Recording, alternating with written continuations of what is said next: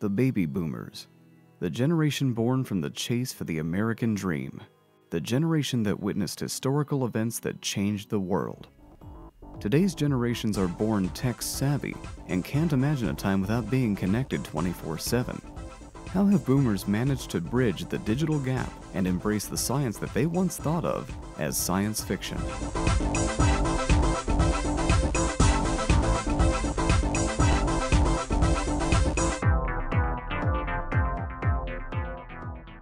My name is Sonny Burnett. I was born in 1952, and I've been at Georgetown College for 20 years. I came here in 1990, and I teach music theory, and for our graduate program I teach digital audio, digital video. Going back when you were a kid, I mean, what would you have thought of this now? You could go to Twitter, you go to YouTube. Yeah, I mean, it almost seems like, probably Star Trekian or something. It's like, this is the future. When I grew up, there weren't any computers that I was aware of. I mean, we certainly didn't have access to them.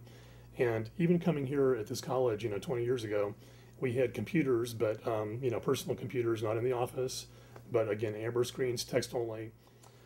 In terms of the digital divide, I guess it depends upon the community. I think here, we're in a hopefully intellectual community, at a college campus, and I think people probably tend to be more intellectually focused. They're more engaged in research and modern technology than maybe the local community as a whole might be. We're probably going to be more on the cutting edge because of what we do than other population subgroups might be. So you integrated YouTube in your classroom.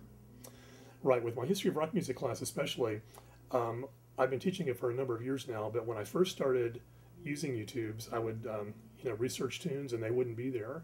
And in the past, maybe even 2 years, only the past 2 years, almost everything I need is on YouTube now. It's really fantastic because I had been using audio recordings only in the history of rock music class, and the students are much more engaged.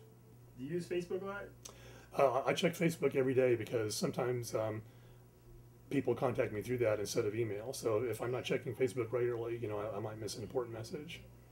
It's almost a must-do in this day and age because if you don't stay on top of things, you're going to be left out of the loop.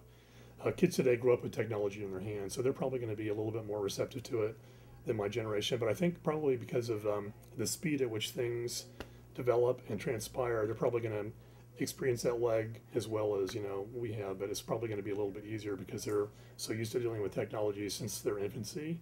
So probably that's going to be a little bit different.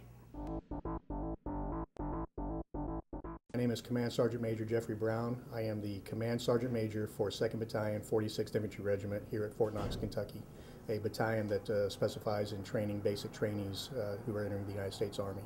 In reference to senior leaders in the United States Army and their attitude toward the technology that's coming out these days, most of them being baby boomers, it's coming down from the top that we need to learn to adapt to the new technology that's coming out. It's the wave of the future. The Army is really pushing toward using the Facebook, the MySpace, the Twitter as techniques for immediate dispersion of information as we're going along.